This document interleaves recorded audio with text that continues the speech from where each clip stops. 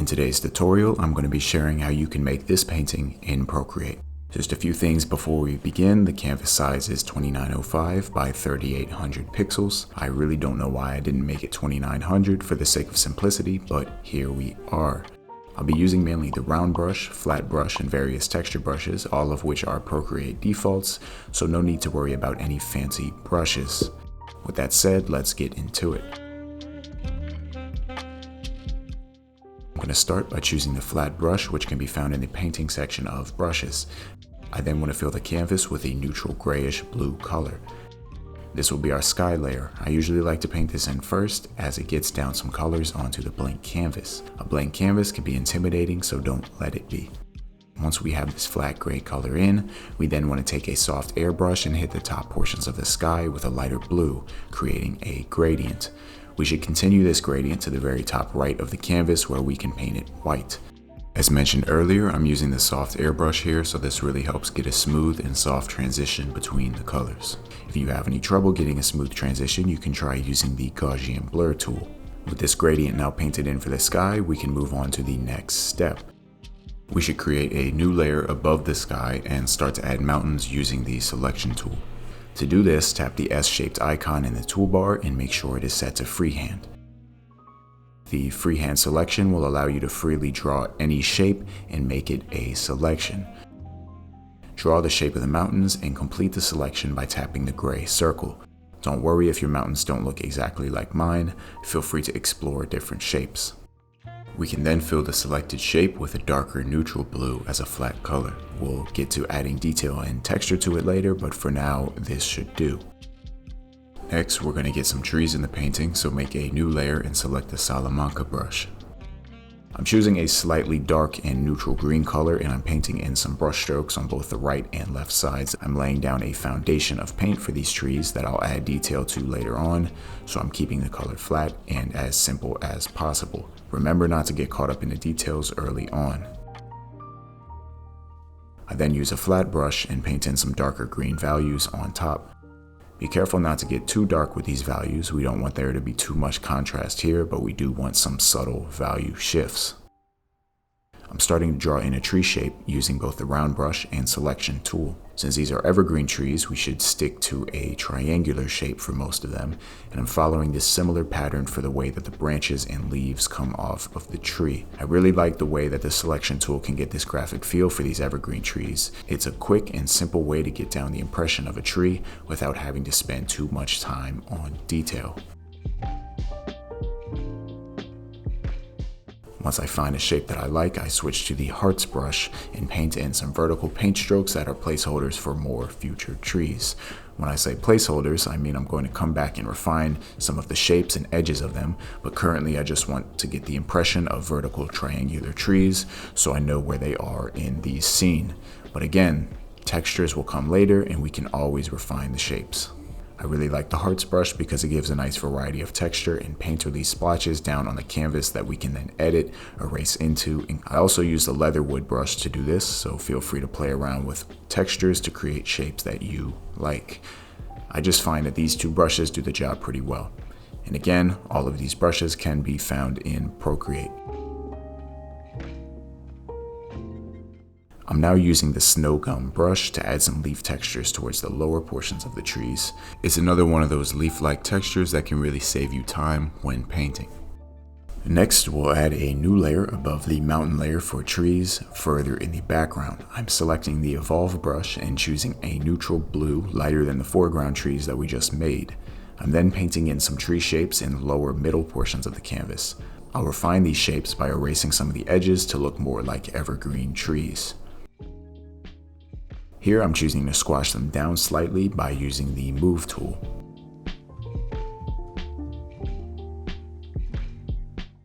I'm now back on layer 3, working more textures into these tree shapes.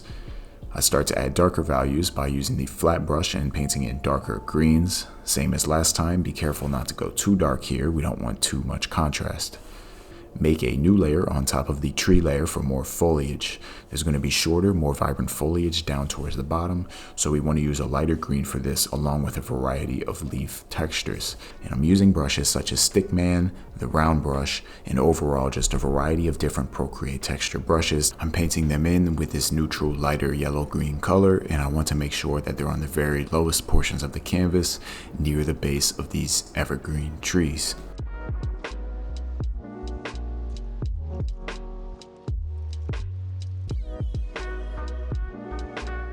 Currently back to the evergreen tree layer, and I want to get in some more selections here to clean up some of those earlier paint strokes that I said were just placeholders. Now is the time to refine some of those, and I use the selection tool to do that because it gets nice, clean shapes and edges. You may notice a reoccurring theme with the selection tool. You may also notice that I'm bouncing around the canvas rather than staying too focused on one particular area. I find this is a good way to not get too concerned with a particular detail, but rather see the whole image develop together. At a certain point, I decide to collapse the vibrant green tree layer with the evergreen tree layer because I feel like it wasn't really necessary to have them separate. I like to keep my layers pretty clean because layers can get out of hand fast. But that's just a personal preference. Do what works best for you. There's no real right way to go about it.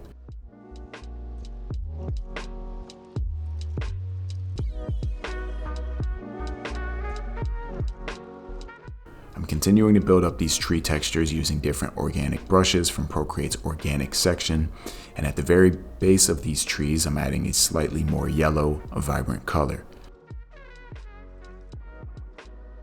Make a new layer on top of the tree layer and set it to a clipping mask mode. Select a soft airbrush and get a yellow-green gradient towards the top of the trees.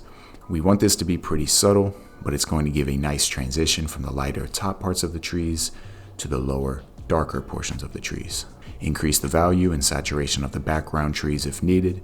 You might not need to, but mine weren't feeling far back enough. We're now going to move on to the mountains. The first thing we should do is select the mountain layer and create a new layer above it. Set this layer to clipping mask. This will ensure that all of our paint strokes stay within the mountain shape that we've made already. Now we want to add a blue color to the bottom of the mountain using the Salamanca brush. We should also make the top of the mountain a darker gray blue color. To do that, I'm using the Nico Roll brush along with the round brush. We're not going to worry too much about the middle portions of this mountain because there is going to be a large cloud that is going to block that out, and I don't want to spend too much time or effort on something that will be painted over. So I think what we have now should be good. Now on the same layer, begin to make selections for darker cracks in the mountain as we sculpt the form into this shape. After getting in a few of these darker values, make a new layer as a clipping mask and begin making some more selections on the mountain, this time for the snow. If you tap the gray circle to complete a selection, you can then make another selection somewhere else on the canvas. This can be an efficient way to make many selections and then fill them in when you are ready to.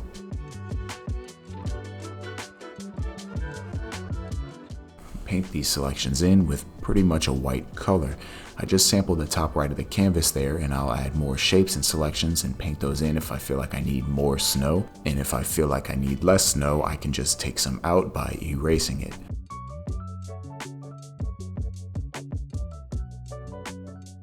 Bounce back between the snow layer and the layer beneath it, adding more shapes to create form for this mountain until you like what you have.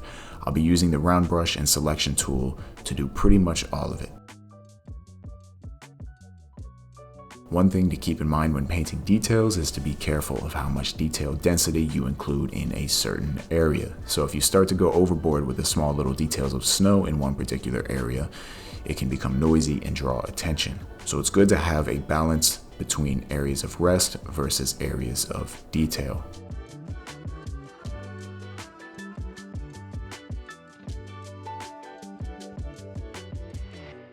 After working on the mountain for a while, I think it's a good time to move on to something different.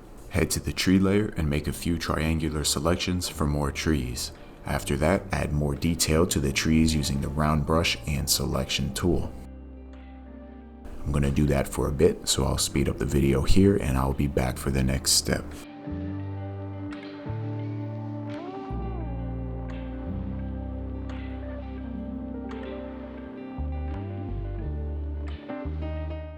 You may notice that I'm not zooming in too much when I paint this, and that's because I want to avoid getting caught up on one particular area.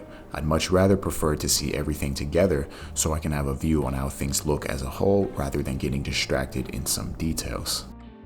Right here, you'll see me erase into these tree shapes, and that's to carve out a more refined shape of the tree.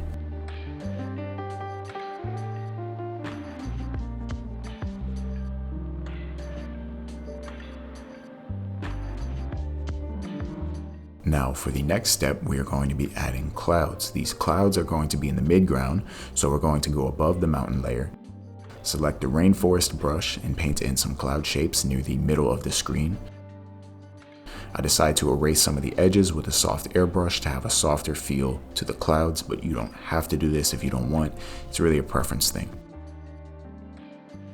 I then use the flat brush to get more painterly textures. Again, this step is just a preference. Once you have clouds that you like, create a new layer on top of them and set it to clipping mask. Grab a soft airbrush and paint in the tops of the clouds with a white and the bottoms of the clouds with a darker grayish blue.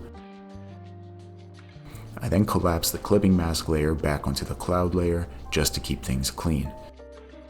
Start to paint in some more clouds at the bottom of the screen with a round brush, or really any brush, it doesn't matter.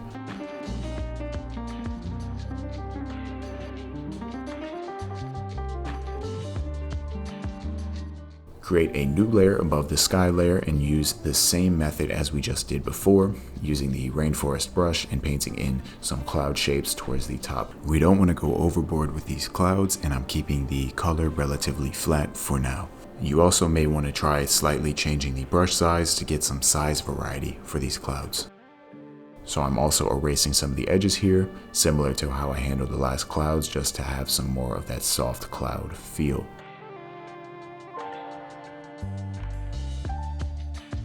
Next, create a new layer above the clouds, set it to clipping mask, and add a gradient with an airbrush. If you find the gradient to be too dark, you can decrease the opacity of its layer. Now back to the trees, we should add a soft fog or a mist in front of the background trees, which will help push them back further into the scene. So again, new layer above the trees, and paint in with an airbrush. We don't want it to be too strong or too bright, so I'm going to erase some of it out and maybe smudge some of it, as well as turn down the opacity. Just an indication of fog or mist should be good. Back to the foreground tree layer. Here I'm changing the sliders to make it slightly brighter, and then I'm going to get some more shapes and values onto these trees.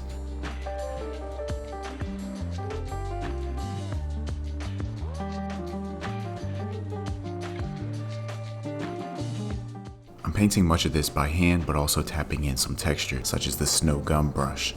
I find that this combination of hand painted textures and texture brushes can be a nice touch. I encourage trying out a variety of different texture brushes to see which one feels best to you. I'm using the liquify tool here, which you can find in the adjustments tab, and then go down to liquify. I'm using the push setting to push down these trees slightly. I wasn't happy with how tall they were, so I just wanted to adjust them. I am also adding more triangular selections for more tree shapes. Here I am making a selection of the top half of the mountain and increasing the saturation because I wanted some more color. You may not need to do this if your colors are how you want them already, but I wasn't happy with mine. After that, I start refining some more of these forms in snow on the mountain, again using the selection tool and round brush. This part took me a little while, so for the sake of keeping things efficient, I'll speed this part up and come back in a bit.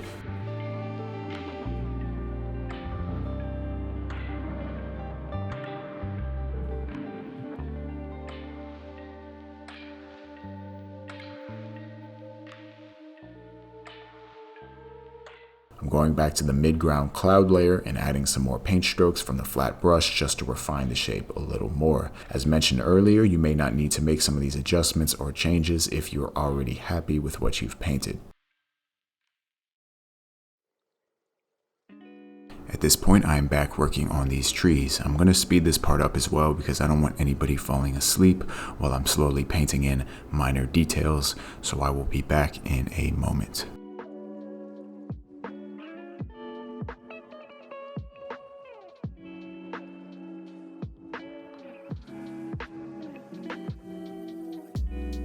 Now we can create a new layer above the tree layer and grab a round brush or a flat brush or the Nico roll, it doesn't really matter.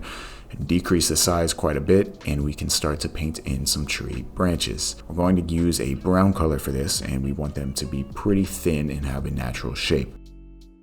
Try to get some randomness to them as well. We don't want them to feel too stiff or like they're artificial. A quick tip for painting branches is to start with one main branch and then have a few smaller minor branches shooting off to the sides. Otherwise, it's not too complex. I'm just doing brown paint strokes or brown lines coming off of the trees. I'm back on the mountain layer and refining the form of what we've already painted. I'm just using the round brush combined with the selection tool to clean up the shapes and form.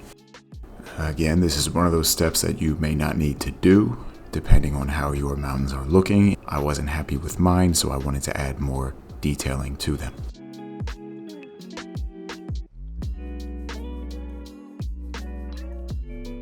Now I'm creating a new clipping mask layer onto the mountain and selecting a lighter value, gray or white.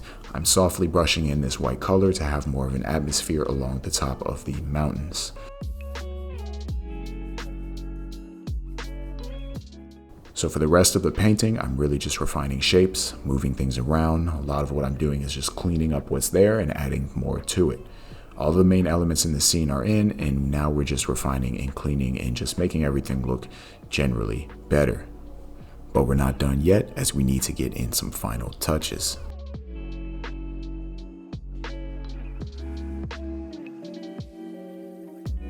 Here I'm using the thylacine brush to paint some final textures into the trees. Shortly after doing that, I select the top half of the mountain and increase its brightness, as I thought it was too dark.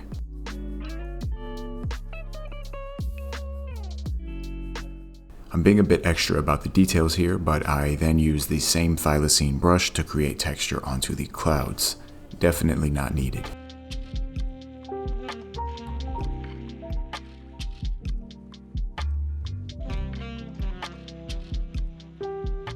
Add a new layer and create some bird-shaped selections in the sky. I turn down the opacity so they're not as dark.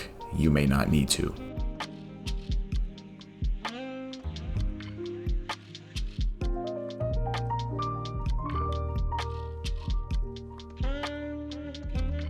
Adding a touch of pink into the trees for some color variety, and any color should work as long as it doesn't have too much contrast.